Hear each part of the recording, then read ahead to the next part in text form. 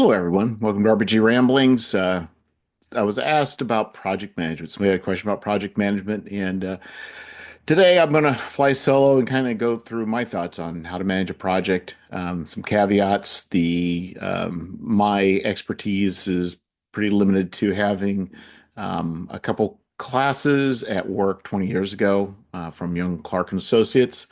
I may be the way I speak may be a tone that's authoritative and sounds like somebody who has vast experience, but it is not. So anyway, just because I say something, I'll say a caveat emptor. Just be aware that you get what you pay for. So this is what works for me. This is how I think about things. I will throw some different thoughts in as I go through this.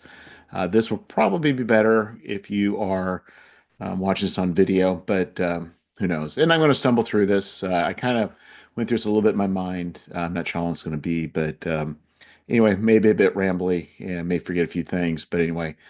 But I think for many of you starting out, this might be helpful. So let me share my screen. So when you are managing a project or have a project, uh, there's really two things going on, right? At least as far as this is, I'm just looking at this for Kickstarters, but this is true for anything. What you have is when you're looking at project management. Uh, what was taught to me was you start at the end of the project and work your way backwards.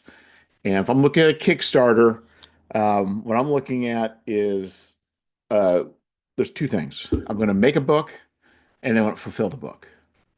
And so those are the two items, and they're in that order. I make and then I fulfill. And it seems pretty simple. And if you in the end would be here, line in the sand. And once you're done, that's the end of the project. And it's pretty simple, right? And it looks pretty simplistic. But I would say that, and that's generally what you're dealing with. All you're really doing um, is breaking things down simpler. But for myself, um, I have what I would say is crowdfunding. It's we looked, it's make a book, crowdfund a book, and then fulfill it. This is how I do my Kickstarters. Is I would say that if we look, the way this timeline goes, it's make a book, crowdfund, then fulfillment. But not everything has to be done sequentially. Uh, some people, so I say my methodology is generally I make a book. I don't finish making the book till generally early into the crowdfunding, and then I'm ready for fulfillment. Some people crowdfund the book, make the book, then fulfill it.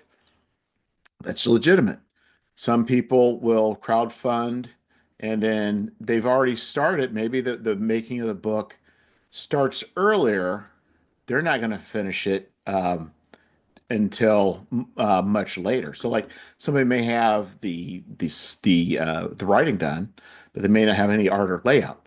And so the making of the book could stretch on for a long time. The crowdfunding comes in during that point, but it may be that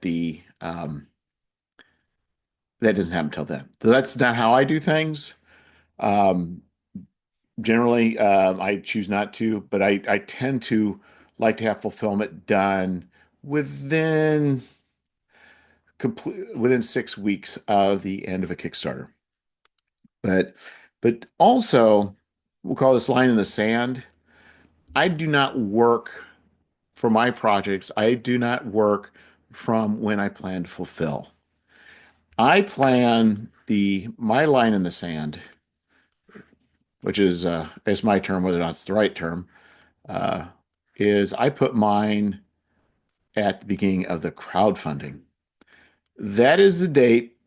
It's either the beginning or the end. It doesn't really matter, but that is the date that I shoot for. So when I run projects, and I will show you my wish list for 2025.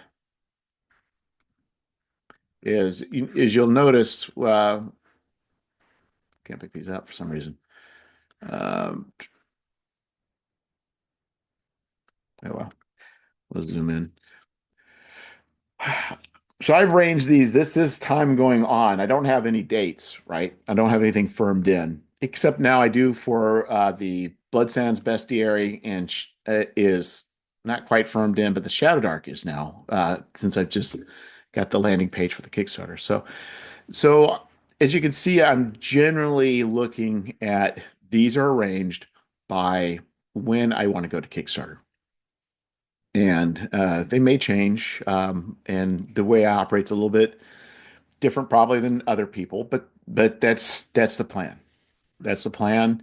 Um, is to in order to make 11 projects this year, I will need to be pretty consistent in hitting these general dates.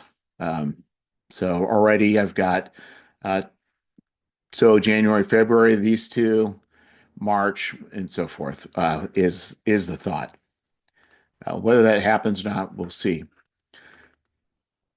And let's see if I make sure I didn't miss anything. Uh, oh, so yeah, I made some notes last night. So my line in the sand is generally the Kickstarter. Now, for for the target dates you're maybe aiming at, the one that goes that you're aiming for may be like a convention, right? So if you're a big publisher, generally you want that fulfillment. You want books. You don't worry about fulfillment. You're talking. You want books shipped in your warehouse before you head out to Gen Con. So a convention could be a deadline.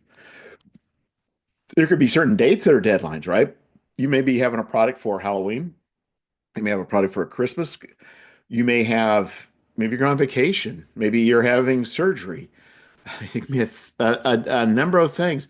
And that is that line that you need to put into the sand. And this is where everything at that moment, that line projecting forward and backwards, if that's the case, maybe it just projects backwards, but the projects have to be worked from that line backwards. If you try and put it at the beginning, it doesn't really work as well. It does not work as well. So I say that based on my experience of only doing it one way. So again, so looking at you can set up so there's ways of managing a project. The easiest way would be just you could do stick-it notes, or what are those called? Post-it notes. You can put a day, or you can put the name of the activity.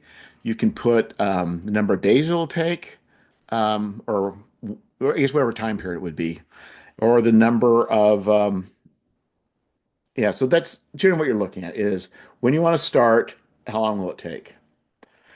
So for me, my start is going to be here, and it is going to be when I want to go to Kickstarter, right? And so I know that Kickstarter will last for 4 weeks. I also know that in general, there's there's also a couple week delay.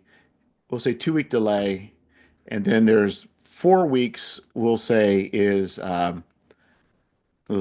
to window. That is from when the that is from when I launch backer kit to 4 weeks as to when I want to start fulfilling. And then, but then there's things you need to think about too, right? If I want to say fulfillment is going to take 1 week, and I'm just doing these 1 week increments just because it just we're not you can make this as detailed as you want. This for me, wow, works out in my headspace the best. So I don't do this on paper anymore, but I kind of know my different steps and I think along these lines. So this would be This would be fulfillment. So you may say, okay, but then you think,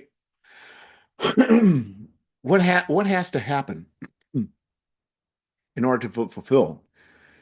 Well, you have to have your you have to have your proof copy in hand, right? You have to have not your proof copy. You have to have your production order in hand. So if I look at production orders, or anytime I order, we'll just use Mixim for example. You may be doing something different, but we'll say book order. So the book order takes me 3 weeks. And if I'm going to want to be delivering after my 4 weeks of backer kit, that book order has to be in place by right before I go to fulfill, right? I can't fulfill without it.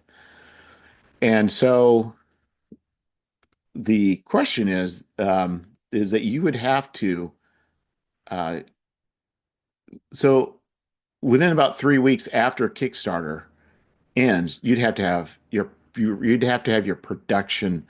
This is for me. This has been how I do mine. Yours will differ.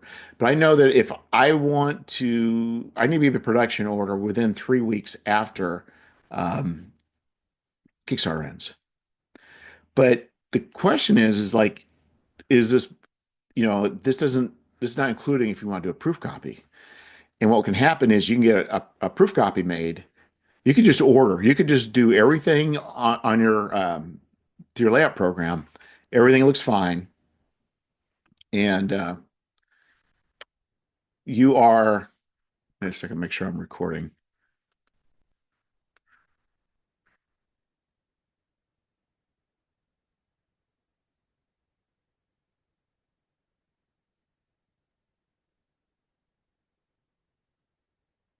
Yeah, this makes good audio. But I was I just want to make sure that I'm not doing this whole thing and and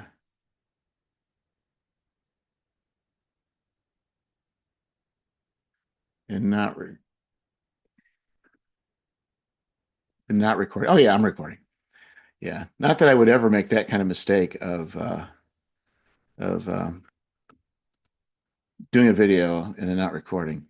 So anyway, so your proof copy, you could just order it, but you're going to have problems. I pretty much guarantee anytime you order something about having it in print, you'll find problems. And it is irresponsible to not order at least one proof copy before you go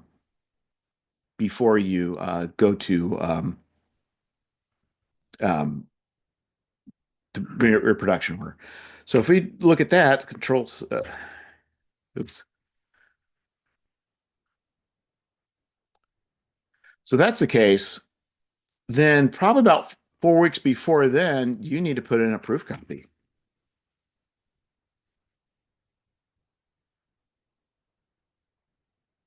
Okay. That's going to need to happen. So you need to at least have a proof copy in hand halfway through if you're doing it halfway through your Kickstarter in order for you to be able to deliver, for me to deliver at the end of my wave one shipping. And so generally, I do not.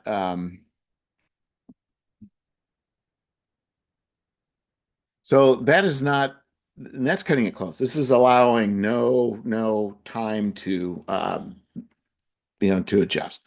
In order for my proof copy to be done, I need to have my layout done, right? And I would say layout, if I were just to do it straight out, I would say at best it takes me a week. Now I'm not doing this full time. I'm not. This is me doing it Saturdays, Sundays, days off during the week that I may take.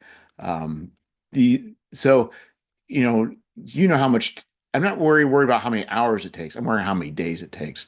But we'll just say that it takes me oops, I'm not really, let's say layout takes me a week. Okay, so if that's the case, I'm going to need, by the time Kickstarter's going to happen, I'm going to need, be starting, pretty much be ready for layout. But generally, this is not how I like to operate. I prefer to have, when I say layout, I usually prefer to have the layout completed, and a proof copy in hand.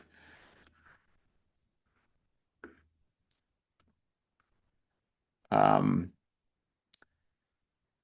if I had my druthers, the proof copy generally would be come in around about the time I start to do the Kickstarter.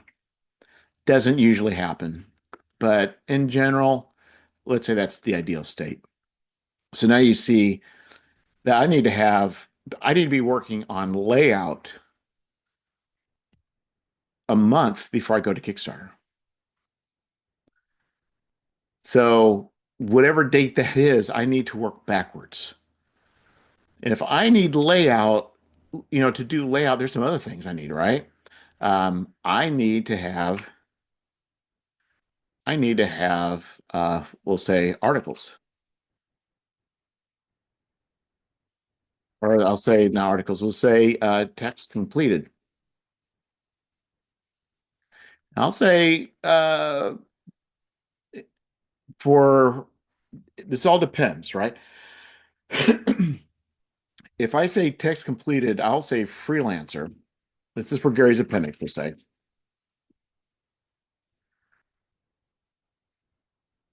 Um, it takes, I would say, in general, about 4 weeks is for the group of people that I use. Um, they will generally crank it out in about 4 weeks. So it all varies.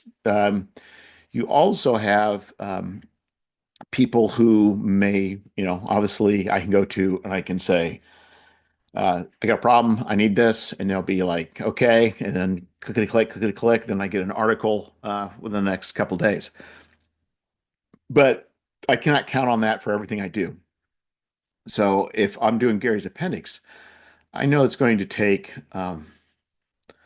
4 weeks of a window from when somebody agrees to do it to when they deliver. And the other thing to consider too is we'll do this a different color. We also need you need an artist, right? You need an artist to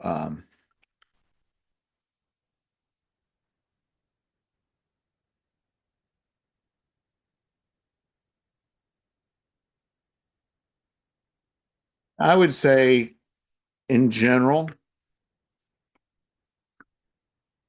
this takes about 6 weeks. 6 weeks. Um, it takes 6 weeks for to get the when I say 6 weeks, so the artist I work with who does covers, it takes him 6 weeks to generally from when I contact him when I can get it. And also, as a person, if you're just dealing with one artist and one freelancer, or a group of freelancers, it's one thing. But um, you start acting with multiple people, it can become a problem. So, anywho, um, as you can see, as I'm working my way backwards, there is a you just keep going all the way to the left, and you see when things have to start by. And then by start, it means it has to start in order, at best case scenario, with no padding for this to be successful. And so some stuff, looking at this layout and artwork and the text, right? You can word this multiple ways, right? You may say, "Hey, I get the text, then I do the layout, and then I order the art." And I will say that the and you may have your layout already designed, and you tell somebody, "I need all your writers." You give them a specific word count, and you have all your art is either is given to specific dimensions to fit that perfect layout. In that case, really your layout will start um, needs to start. Uh, Actually, I'll do it this way. Your layout needs to start way before then. In fact, you may need to have, let's say, for instance, your layout. Let's say layout. Let's see.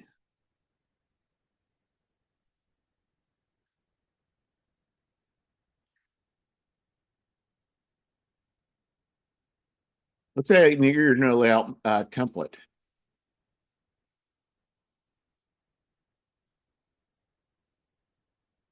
Maybe you need your layout template completed before you even start, and you cannot start your artwork or your freelancer until that's completed.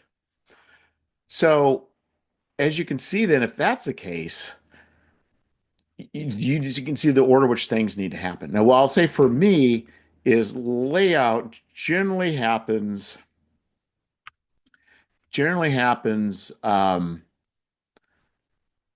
early on.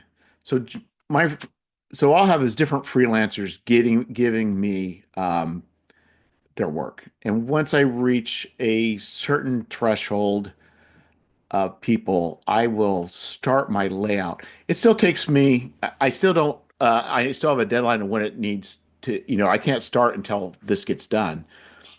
But what I'll do is if I get three-quarters of my layout done, or my art, or I get my three-quarters of my writing done, I will then um, start doing the layout. So I can get a feel of what needs to change and editing because very few things where I have a set template. The closest is being Gary's appendix, and even that one just takes me a good solid week. Uh, um, Even once I get the last article, and it still takes me a week, even starting early. But anyhow, so your layouts, you can't be putting things off depending where you need to do it. But depending how you do this layout and versus your text, this creates a hassle for editors. So for me, the problem is I get text, I put it in there, and then I'll edit text in order to be able to make it fit. So I edit out orphans and widows, and I try and make things work, which requires me a lot of times to remove the modify the text. Well, I can't give the editor, the person doing the copy edit, the line edit, I cannot give that person the manuscript that was handed to me because I just modified it. And when I modify things, I make mistakes. And then I give them the layout.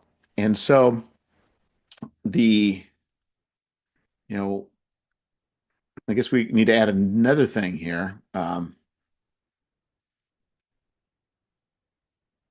which I didn't add in here, and that would be, we'll say, editing. You cannot, you cannot finish the layout until you also have had editing done. Ideally, and this has been how your flow goes, but thinking about your editor, that's key. Because if you forego that, you're going to create problems. So what I tend to do is I tend to get a layout done that works for me. Um, then I hand it over to the editor. Uh, they will then um, correct the the mistakes, and then I will correct that in my document, and then finish the layout. So if your workflow is better, I mean, if I had all my if I knew exactly how things were supposed to line up, because my problem is tables will take up strange amounts of space. I mean, it's really a juggling act. But if you were to take a template like and follow that template to the T, you'd probably have very little problems because you've already had everything figured out, and you can tell your again, you could tell your writers exactly what you want, and you know what your art's going to be. But I kind of do bits of futzing in order to do it. So as you can see, you take your calendar date. If you got to have your proof copy on order within 1 week of your if you want to have your proof copy in 3 weeks before your Kickstarter, you gotta have to have layout down. So we'll just say, here's what we'll say. Instead of just calling this layout, we'll call it finish layout.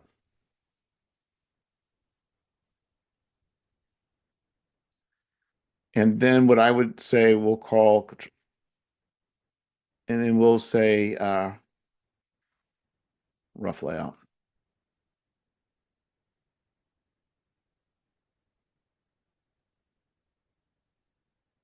We'll say that's 2 weeks.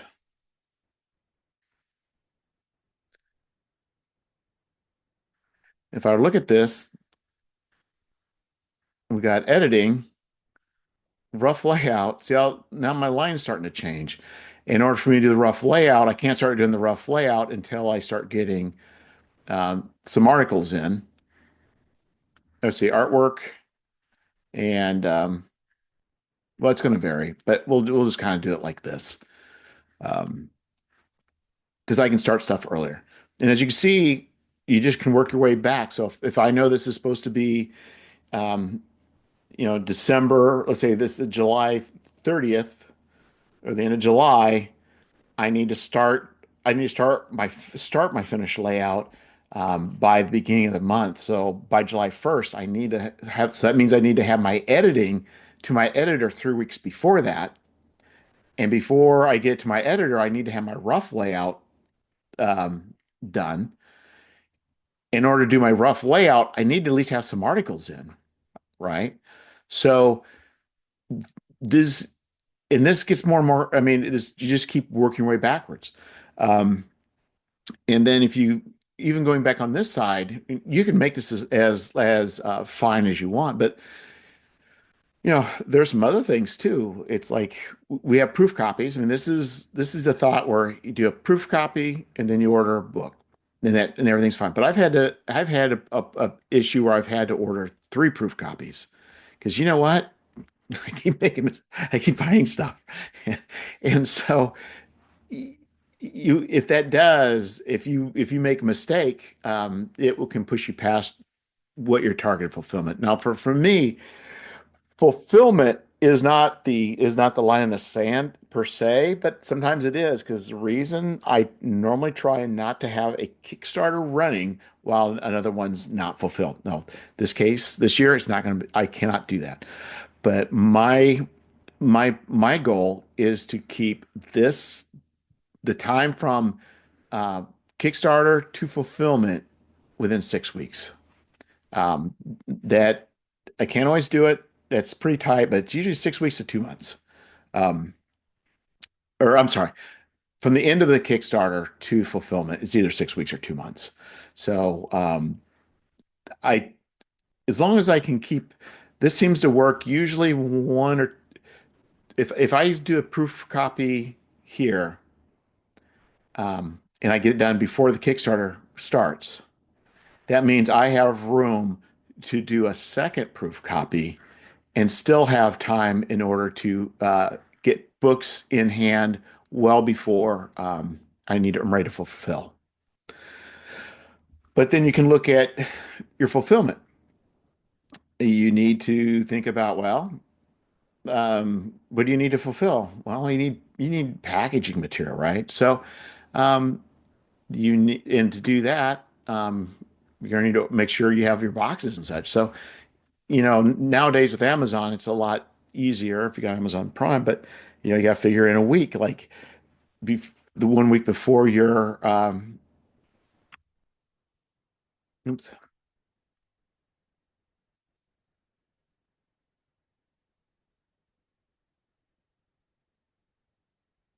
So really probably 1 week before your fulfillment, you're going to want to you're going to want to order materials, order shipping materials.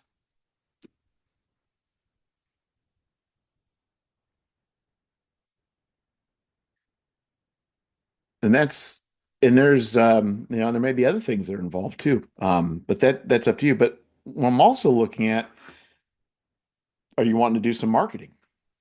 You want to do some Facebook ads?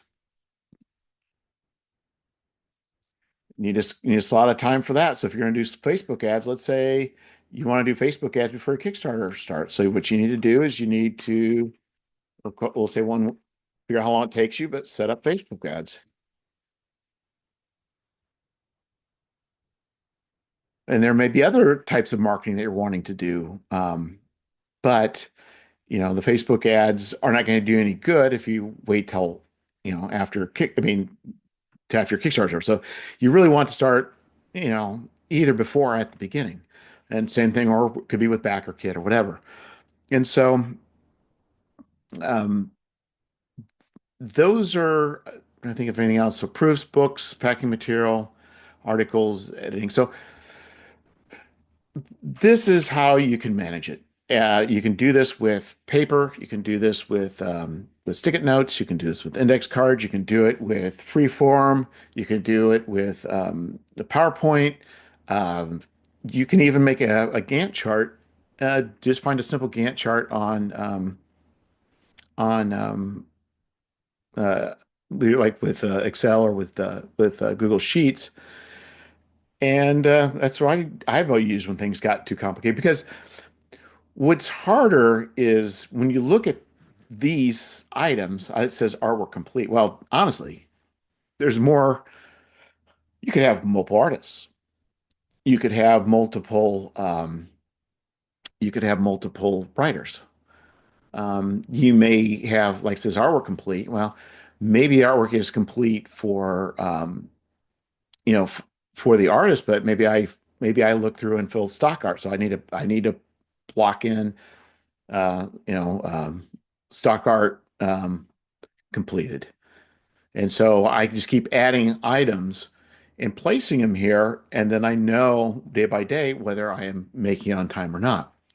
Now, there are multiple ways. Again, a Gantt chart's a really good way of doing this. Um, but keeping track of especially multiple people can be difficult. One thing I've done is I like spreadsheets. And what I did is I created a list of freelancers, and I created a list of projects, and I know where I stand on each one. And so a lot of these have been completed throughout the year, but it allows me to, one is to not only keep track of where they're at, but also where where they're at on the project and what I have left to do. And so I started doing color coding. I've failed to keep up on that, but like color coding, you could also do for, I do a number for completion, how much is completed. And so, in general, if somebody's been notified of a project and but no work's been done, then I just put a point one. If work's mostly been completed or partially it's been started, I did a point five, and then one once it's completed. And then, in a good way of color coding it, you can color code these for rough draft, final draft. You can also color code it to add in whether they've invoiced and whether you paid. And so this is another way of kind of keeping track on who and what uh, is going on as far as your projects go. And but for me, it's kind of nice for me to have a history of who's done what, so I can look back. and see how many how many projects I or how many different projects I've used them on. And so and leave notes and keep track of it. So that's important. Because it's really easy when you start getting multiple uh, people doing work for you is managing that. And if it's just yourself, you if it's just yourself, then it's a lot easier. But when you got like five writers, two artists, and an editor, it's trying to make sure everything is good. And also, the stuff I put down here, like it says freelance text completed. Well, really, I should not be seeking my freelancers to get their commitment at this point, that 4 weeks. What it really means is I need to contact them, get a commitment out of them before this starts. Because I could contact them and things could be, but to be honest, if I have found that if I contact many freelancers too far ahead, they really don't pay attention. So I found entering about six. I generally try. It depends on what it is. Normally, when I finish a Gary's appendix, that's generally when I put the call out for articles. But in general, I think a lot of the freelance writers um, tend to they like the deadline, and they like I think a deadline that is pretty. I don't say tight, but I think a 4 week deadline just seems to be just the right balance of not too far off. It's soon enough they need to get started, but not so far off that they can just kind of put it off, and that's easy to do. So you kind of want to keep track of them. In general, I try to have articles usually banked as I usually try to get as many articles banked earlier to start the rough layout as soon as I can. But that's not always the case. So, like for instance, so Zach Goins, who's there's a Goins. I need to ask him how to pronounce his name because I'm always saying it wrong, but then I forget time every time I ask him. But we decided to do the Shadow Dark last minute thing. He's like, hey, I told him I wanted this sort of thing, and he says, "Hey, what about doing this sort of thing?" And I said, "Well, okay, why don't we do that sort of thing that you're suggesting?" And he says, like, "Okay," and then he cranked it out, and we looked at the schedule, and then all of a sudden he saw I had 11 projects, and he's like, "Well, I think we can do 11 projects," which I thought was not obtainable. So we worked on that, and then Shadow Dark got put into the equation. And for Shadow Dark, the we put it in early, but then also knowing there's going to be a big release coming out in March. So if we're going to do March is when Kelsey's going to be putting out these zines and various things. Well, we really need to crash the schedule and get things moved up. And so anyhow, that's where we're looking at this timeline. That timeline becomes very important. But fortunately, Zach is able to write quickly, and he's able to get things. Like I say, he can crank things out. So, especially when he's inspired about something. So, but that's when this sort of schedule becomes very important. And there's certain moments that you have to think about, like when you start your backer kit, when you start your Kickstarter, and those types of things need to be. Those are pretty significant milestones that you need to be looking at. But again, with your artists and your writers and so forth, um, you're better off if you're better off not pushing everything to this tight line, and you can condense a schedule. At least Young Clarks and Associates said there's the ways you can condense it is it's time, it's quality, and time, quality, and cost. And it says you can have all three, but have um, you can't have all three. So you got to pick one. So are you going to, if you want to rush something, you're going to have to increase the cost, but you'll decrease the quality, or uh, you're going to have to. Yeah, increase cost. No, you can increase the costs, but keep the quality. You can, or you're going to have to decrease the quality in order to not change the cost, right? So something's got to give. And so if you're in a predicament, you can pay people more money. You can hire things out. Like for myself, you know, layout. I can hire out layout. You can, like artwork. You can instead of purchasing, and I don't want to cite this as being a quality issue, but instead of doing instead of doing commission work, you may be forced to use stock art. For the writing, you may be forced to just pull an all-nighters, right? There are ways of condensing a schedule, but there's costs associated with it, whether it's quality or time or whatever it may be. Something's got to happen. Um, so yeah, so like if you want to increase your quality, you're going to have to increase your time. You're going to have to increase your costs. So there's a balancing act, but in general, the more stuff you can get done before this line in the sand, the better off you are. And in general, like for me, by having like the schedule in my mind, I kind of in my mind thinking, okay, I want to get all this done this year. The timelines of doing things are probably a little bit tight. So Blood Sands, the as of January 1st, 2025, the layout is complete, the writing is complete. The only thing I don't have is art. Working on that. Shadow Dark, I've got the rough layout done, all the writing is done. It hasn't been to an editor, and and I've not ordered proof copies. And we're talking about starting this in 20 days. So this is a little tight, but the thing is even though we're going to be going to Kickstarter in 20 days, um, I don't have to have again when I go back to this, go back to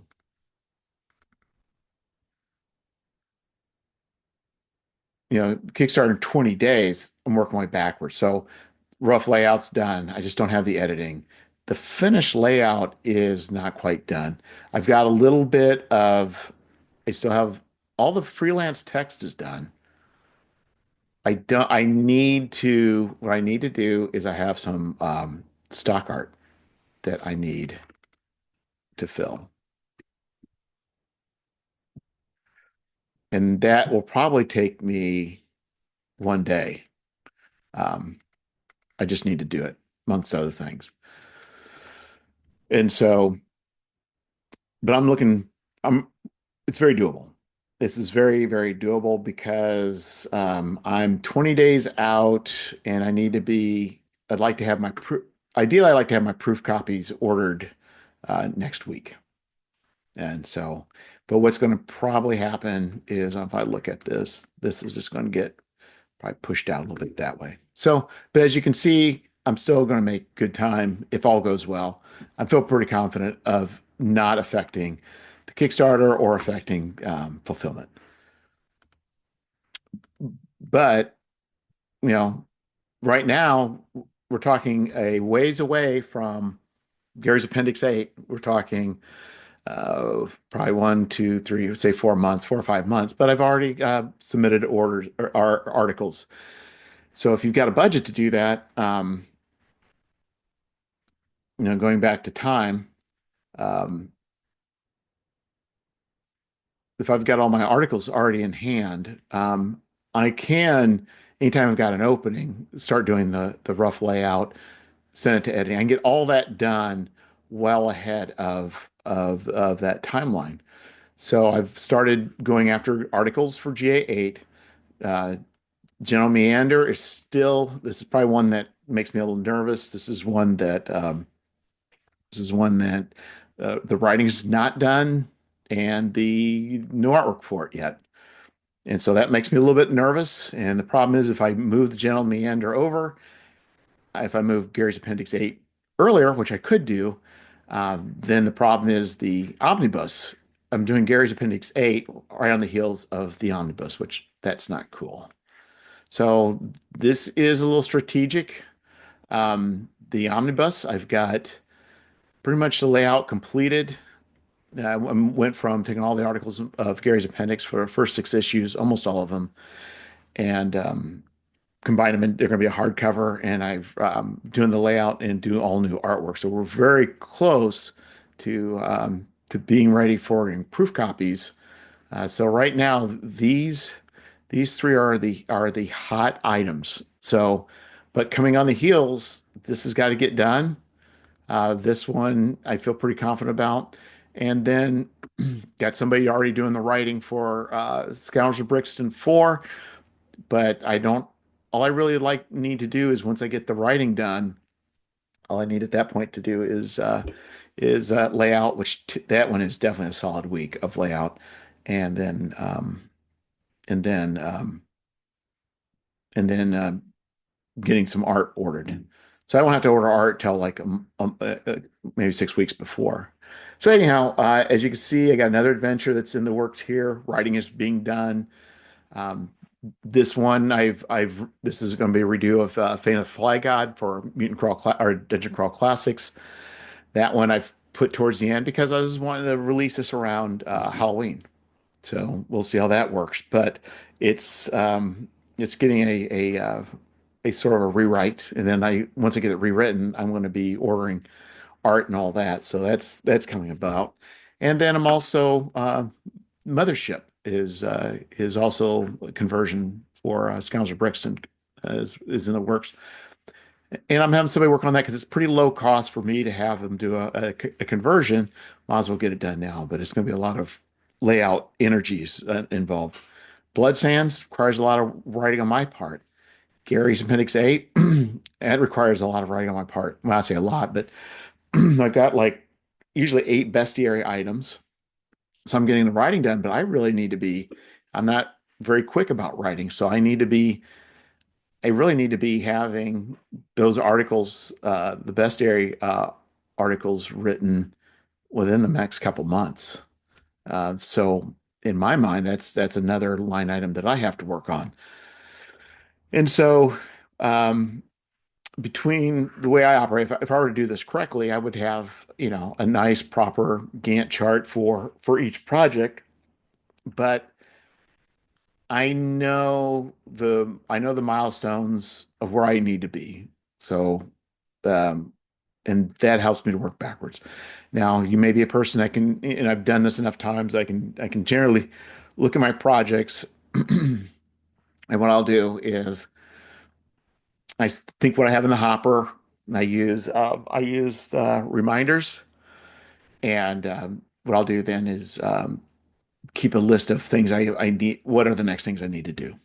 And so, um, and that's another means. So there's probably gonna be multiple tools for managing projects, but reminding people, reminding yourself, are all things that are in the purview or of being a publisher.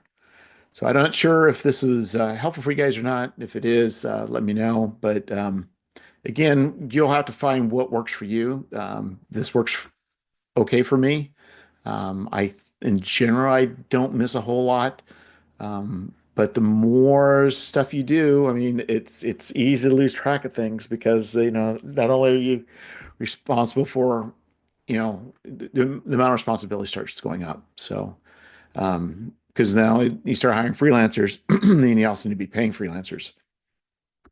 You get multiple freelancers, and then need to be some freelancers are good about um, billing, but generally you need as a publisher you're responsible for it. So you need to be making sure for myself. That's the other thing. For me, I pay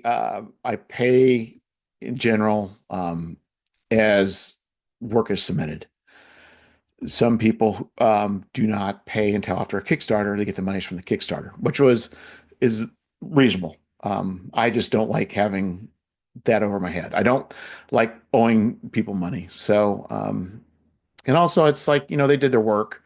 There's no reason for me not to pay them because I have the money. But some people run projects that are large enough that they can't pay everybody before it's funds, and that's reasonable. That's kind of the intent behind Kickstarter. But if you're going to do that, you just got to make sure that you also, you know, put that into your list of things to do because that's probably the most important thing you can do is pay people that owe you money from an ethical standpoint um, before you pay yourself. So, so anyway, like I say, generally how I run it, it's between using freeform and then using for me, I guess you guys aren't able to see my screen. Uh, the so I use the and I use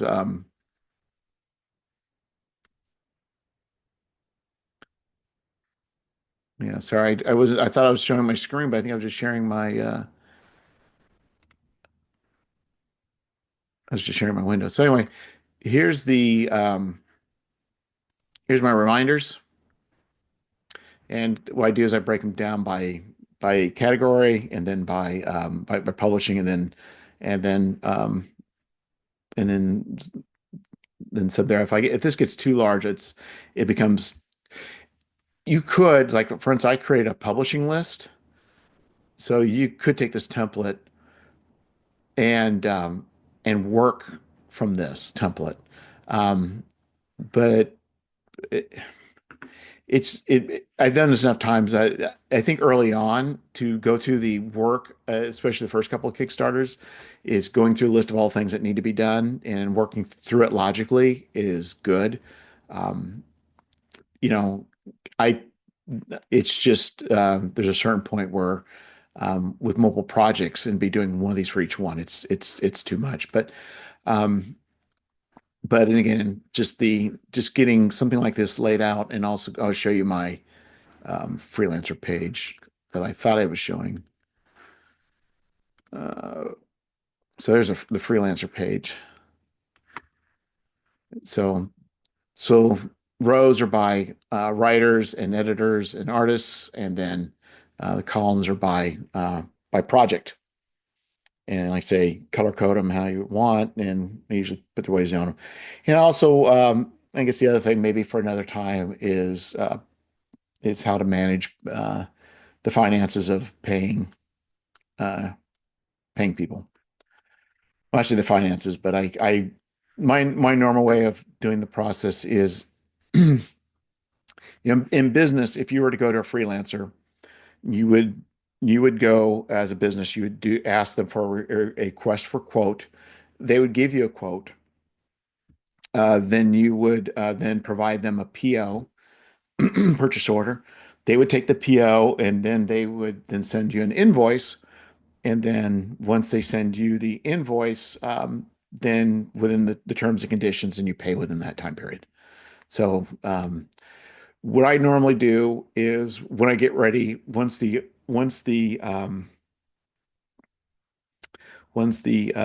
work is done, I issue a PO. So I use Google spreadsheets, and then I create a PDF of a PO, which is stating what I'm buying from them.